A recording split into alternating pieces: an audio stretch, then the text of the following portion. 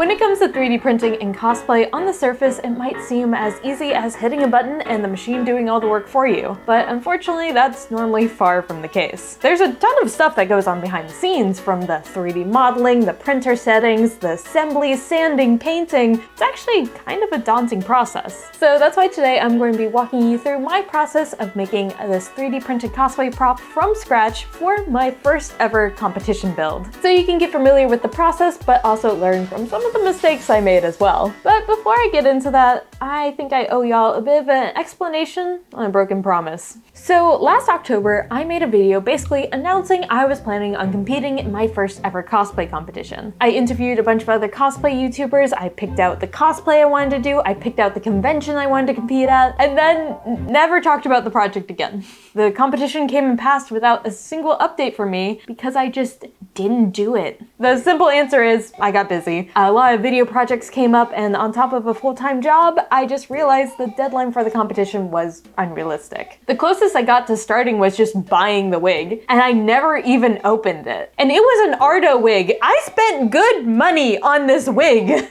But just, I had no motivation for it anymore. Part of me was like, I'm sure not that many people even watched that far in the video. But now YouTube allows me to see exactly how many people are watching at a specific point in one of my videos. And it turns out 9,518 people saw me say that. I said I was going to do something to over 9,000 people and then just didn't do it. I still get comments to this day being like, any update on this? And I'm just like that gif of Homer. This has been plaguing my conscience for months. So today is about making right on that promise. So the cosplay that I will be working on now is actually a design by Hannah Alexander, who is an illustrator who is best known for creating elaborate costume designs for pop culture characters in her Art Nouveau inspired style. Which of course draws in cosplayers because it's like, look at these gorgeous designs of my favorite characters that's so pretty and elaborate, I want to make it! I am going to be making Rosalina's armor design from her Sword Sister collection. Rosalina is my girl in Mario Party, Mario Kart, and honestly this design just looks so pretty and I think will be a really good test of my skills. Today we're going to be starting working on the staff. I'm definitely not a beginner anymore when it comes to 3D printing, but I've never done something to this scale. I learned how to 3D print a little Minecraft castle. I used it to decorate my D&D handbook rebinds. Also just for little fun stuff I find online, like this ocarina that actually plays. I mean, not as good as the professional one, but it's fun to play around with. But the start of this actually starts the same as any other cosplay project, and that's finding references and making a blueprint. To make my blueprint, I'm going to be starting in Adobe Illustrator. You don't necessarily need to use Illustrator, honestly, you can draw it out on paper or on a tablet, or if you're working on something with a ton of good references already, you might be able to skip this step. But since the design that I'm working on is kind of based off of a loose sketch rather than a fully finished design, I'm going to be taking a couple of liberties, so it's really important that I get a nice clean outline of what I want. Because Hannah's is hand-drawn, it makes sense that she went for a quick, uneven star. But for me, I want to make a design that is symmetrical and balanced. Then I can just outline the shapes of the rest of the staff, and it's good to go. This is also pretty useful because I can scale it up to about the height that I think I'm going to want it and print it out at scale.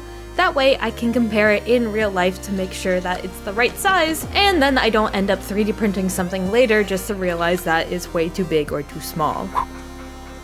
Now for 3D modeling, I'm going to be using Blender, which honestly is probably the most accessible 3D modeling program that there is. It's 100% free to use, and there are a ton of tutorials online. Skillshare has a really good basics course, but there's also thousands of more that you can do on YouTube. And while it might look really intimidating at first, honestly, you would be surprised with how much you can do with the scale, move, and extrude tool. Also, if you're making something for a cosplay from a really popular character, more than likely there might already be 3D models out there that you can either purchase or download for free. Places like Thingiverse or Cult 3D. If you think 3D modeling is fun or you have a specific way that you want it to look, go ahead and 3D model it yourself. I mean, if someone's already done the work, why go through all the hassle again? Also, you're supporting a small artist in the cosplay community. Since this is more of a custom design, I'm going to have to make it from scratch. But like for Rosalina's crown, for example, that one I'm more than likely going to download something off of online, but it's still good to know some 3D modeling in case you want to customize it. Now, starting off, I was able to bring in my blueprint as a reference image, but I can also go a step further because I made the design in Adobe Illustrator and I exported the outline of the star as an SVG, and with Blender, I can actually import that directly in and convert it to a mesh. From there, I just need to fill it in with the correct faces, and then just by simply moving the inner star, I was able to add some depth into it. And then to finish this off, all I had to do was mirror it on the other side, and now we have a solid object. This first part was pretty simple because it's a pretty geometric shape,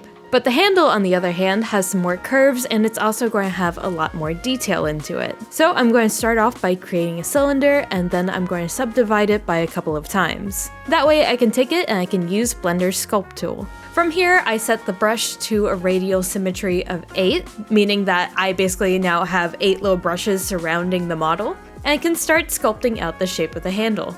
Also, just a testament to the Blender community, I didn't know that this symmetry tool existed in Blender. But when I was looking at this project, I kind of just went, hey, this probably exists, let me try searching it up. And within 5 minutes, I was watching a tutorial that quickly explained this tool specifically. You don't need to know everything that Blender has to offer right off the bat. You just kind of need to take it one problem at a time, and soon you'll have a better understanding of the program. Now, for the design of the handles, looking at the concept art, all that's really there is just a squiggle because this is a sketch, so it was kind of up for my own interpretation. That being said, I just kind of played around with a bunch of brushes and a bunch of different designs until I got something that looked cool. After adding a few more details, like a place for the keychain and the keychain itself, we had our base model. Now, looking at this model, we don't need to 3D print the entire thing. A good portion of this is just cylinders. So instead of wasting hours and materials printing that, we can just use reliable PVC pipes.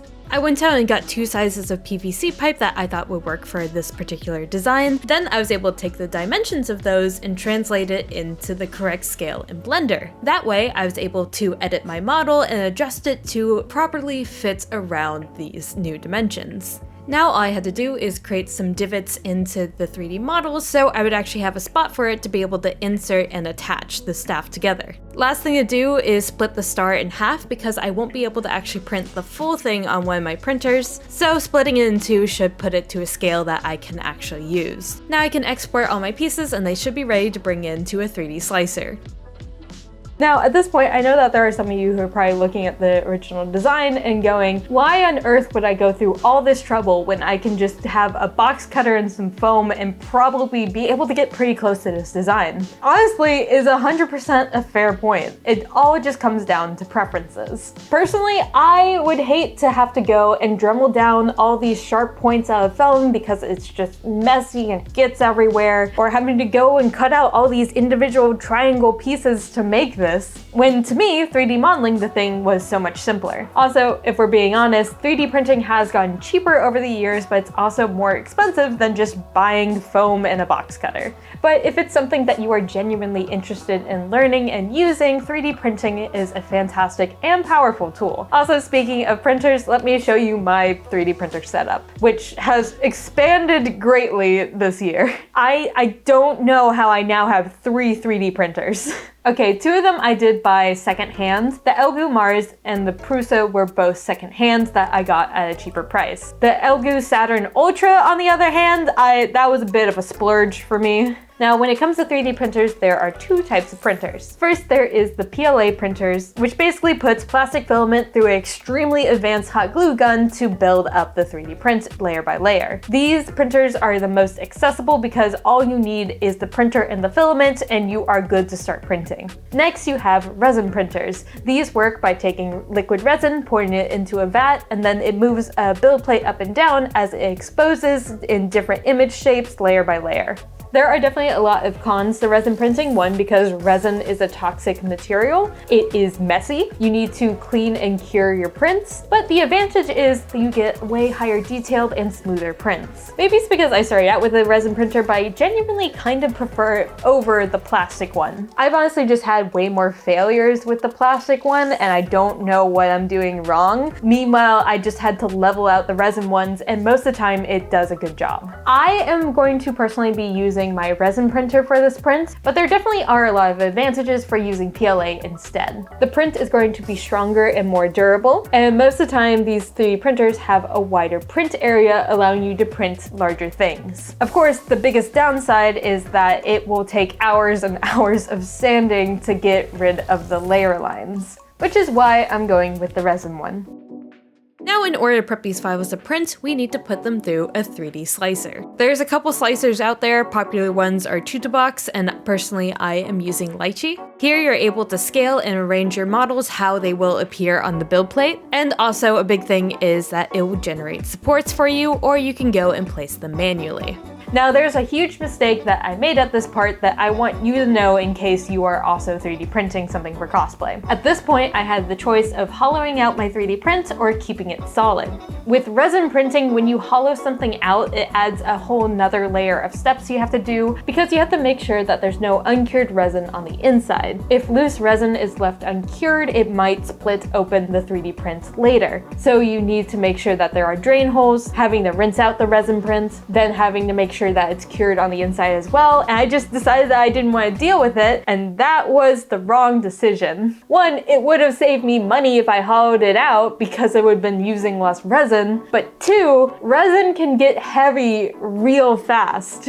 When it comes to cosplay, you definitely want to make sure everything is light so it's easy to attach, and also you have to carry this around a convention like all day. So make sure to take that into mind because at the moment you might not think it's a big deal, but later when you have it printed out, it's going to be a huge deal. Now we are finally to the point where we'll be able to export out the print file, take it to the printer and hit that magical little button. Don't forget the safety equipment, of course, and watch the machine do all the work. For now, at least. This print in particular is going to take 15 hours to print. 15 hours might seem like a long time, but honestly, you can leave it running overnight, you can go and do anything else, you can work on the rest of your cosplay. Personally, I use that time to film the sponsor section of this video, which is sponsored by NordVPN. As someone with a livelihood that literally depends on me being online, having a VPN or a virtual private network is essential. NordVPN encrypts your data as it's transferring from your device to the internet to protect your personal information, like your IP address or your passwords, which is a big deal if you're someone who likes to work in public spaces like libraries or coffee shops. While you're sitting there enjoying your coffee, maybe a well-deserved sweet treat, unfortunately, if you don't have a VPN, you are at a higher risk of getting your data stolen on public Wi-Fi. Okay, now that covers all the scary, ominous hacker talk. VPNs also have a fun part to it, and that's being able to access regional content wherever you go. For example, a while back I wanted to watch the animated cinematic masterpiece Howl's Moving Castle, but unfortunately it wasn't available on Netflix. And I had to go through like 5 different streaming services, and of course it was on the one that I didn't have a subscription to. But you know who does have it available on Netflix? Canada.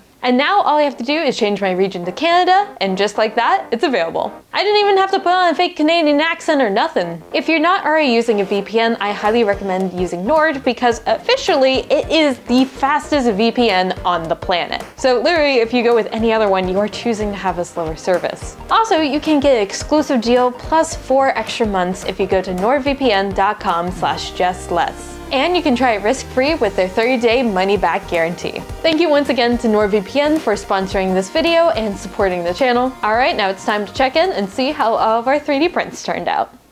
Alright, one ad break later, and it looks like our 3D print is done. And it looks like both parts were a success. Admittedly, I probably did go a little bit heavy on the supports, but I really just wanted to make sure this didn't fail.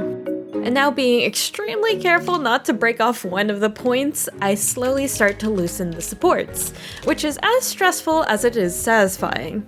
And when you're doing this, don't forget to wear eyewear. It is super important because resin is going to be breaking off and you don't want it going into your eye. I ended up having a lot of tiny little dents and little nubs left on mine because I went so heavy on the supports. Luckily, we will be able to fix some of this in sanding later. For now, it's time to go to the cleaning and curing machine. Look, I know this is dirty and I probably should have cleaned it out, but this is all I have left at the moment, so we're working with what we have. Technically, you don't need to have one of these machines. You could clean it off by hand in rubbing alcohol. And then there's this pretty cheap UV light source called the sun that you could use to cure it, but this greatly cuts down the time. And after another round of printing, we now have the handle pieces as well. For these, I decided not to do supports, and rather just stick it to the build plate instead. But whenever I do this, I always forget how hard it is to actually remove the print from the build plate when I do this. And this one was especially bad. Oh god, no. Yeah, immediately after this I invested in one of those flexible magnetic build plates, so I'll have that for next time.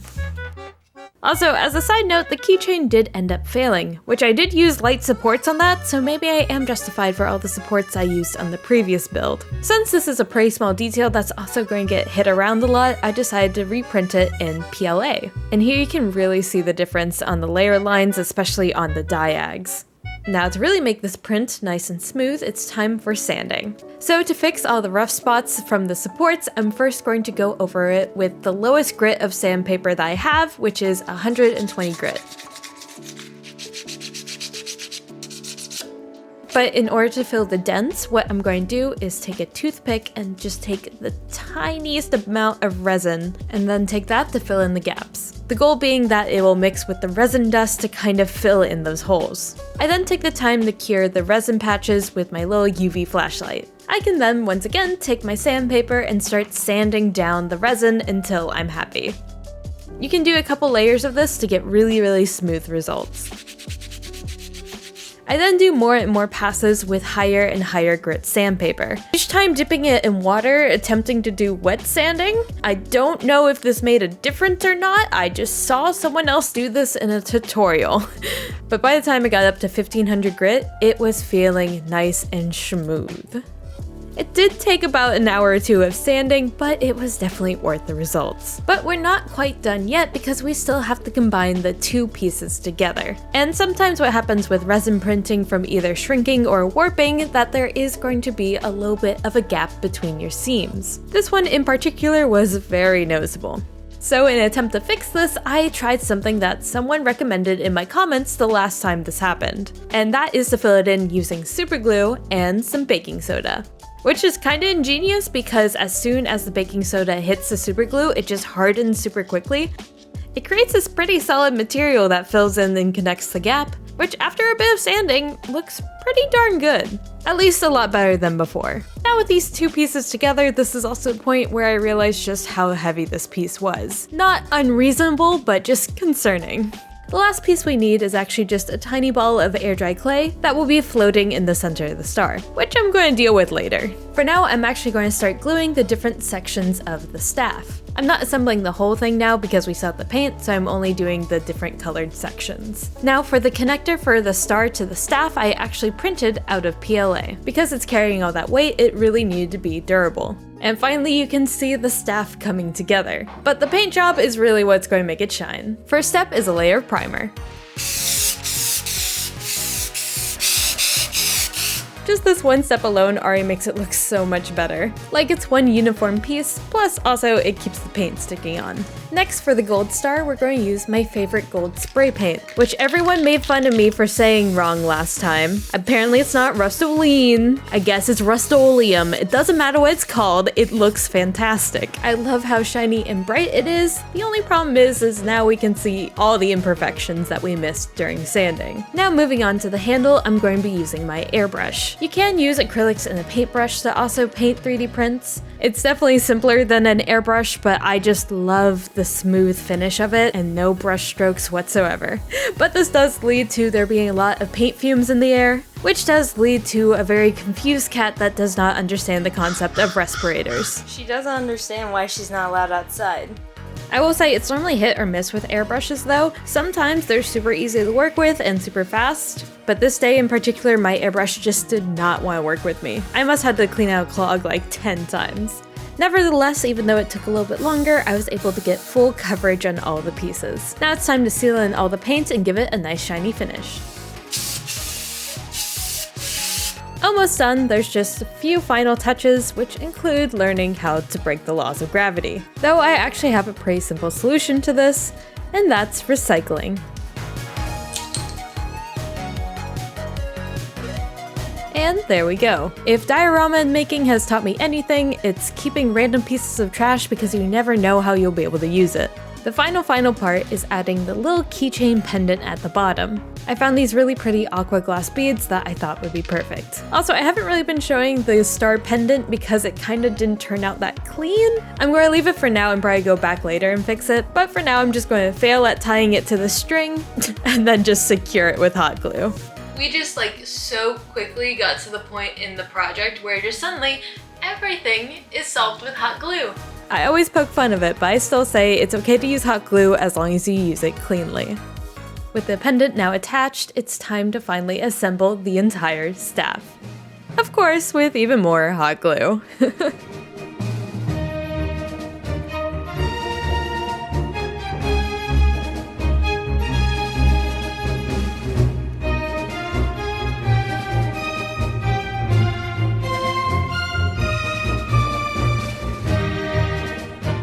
I am honestly so happy with how it turned out. There are some things that I wish turned out a little bit cleaner, but that also being said, this is the best cosplay item that I have ever made.